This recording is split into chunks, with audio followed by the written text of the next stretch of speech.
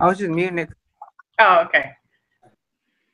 All right. According to the Washington Post, Hurricane Harvey dumped over 33 billion gallons of water on the city of Houston and its surrounding areas. Just to put that in perspective, 33 billion gallons of water was a cube. It would be 3.1 miles high and 3.1 miles wide. Flooding is a major problem for the city of Houston and the southeast Texas area. Houston received over a year's worth of rain in only 3 days. This rain filled up all the drainage and runoff systems in the city, which led to massive flooding.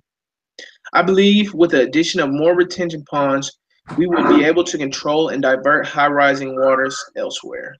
With the addition of more retention ponds, we can manage hurricane water runoff and prevent flood waters in the city of Houston.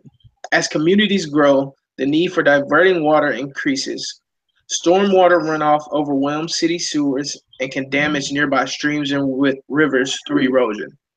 Handling the stormwater near its source can save millions in costly repairs and otherwise be directed at correcting erosion or controlling flooding. A common method for managing stormwater is to build a basin or a retention pond. Retention ponds are meant to collect the water and release it at a rate that prevents flooding or erosion. Mother Nature is a force that cannot be controlled by man. So we must use our ingenuity, intelligence, engineering, and resourcefulness to combat this uncontrollable force. It will be a difficult task at hand, but with the non-stop evolution of technology and research of hurricane solutions, in the near future, they will be abundant. I have been a resident of Houston my whole life. I have experienced the hardship of losing material things during hurricanes and floods. It is a difficult pill to swallow, but once you recover, you must move forward with your life. Therefore, I believe with the research over the past few weeks and the city taking steps forward to control and reduce flood waters is in our best interest for the well being of the citizens of Houston. Today, we're going to explain the problems with flooding in Houston and give solutions to control and reduce flooding within the city, such as restricting developments in flood prone areas, creating green infrastructures to help soak up lower water levels in the city, also eliminating waste and trash from gutters to lower flood waters more quickly. My recommendation to the city of Houston to help prevent flooding like we recently encountered during Hurricane Harvey would be concentration on restricting and planning future development. Land use planning is an effective means to alleviate future flooding in the Houston area. There are public policies that guide the use of land, such as zoning.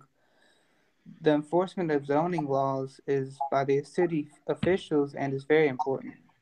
There is a lot of controversy regarding land use. Promoting development is important to the growth of a community. However, the buildings cannot continue to go up in flood prone areas. In some cases, the buildings in these flood prone areas must be demolished. The homeowner must relocate or elevate their home to an acceptable level, which sometimes could be as much as 5 feet.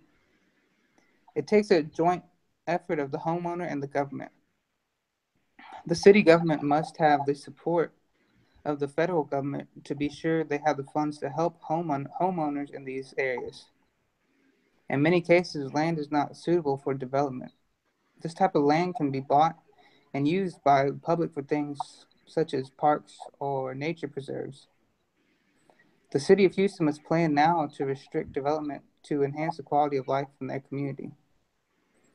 I could pass this on to Cassandra to help us conclude this speech. Today, Group Winterfell has given solutions to help resolve flooding prevention in Houston, Texas. Retention ponds being first on the list, secondly, putting in better drainage systems, and lastly, restricting development. Houston is the fourth largest city and home to the World Series 2017 champions. This city has experienced catastrophic flooding for the third time in the last 3 years, affecting the 6.5 million residents. Studies say that this could have been prevented. It would be sad to see such a wonderful city underwater permanently. If there are ways to prevent this issue, then let's get the problems resolved now. Houstonians are dependent on it. The Flood Control District in Houston takes calls, and a website is available where drainage issues can be made aware of to the city. With this, the district can be more aware, and gutters and basins can be cleared out in a timely fashion. If the community joins forces, then the city will have a greater chance of resolve. Thank you.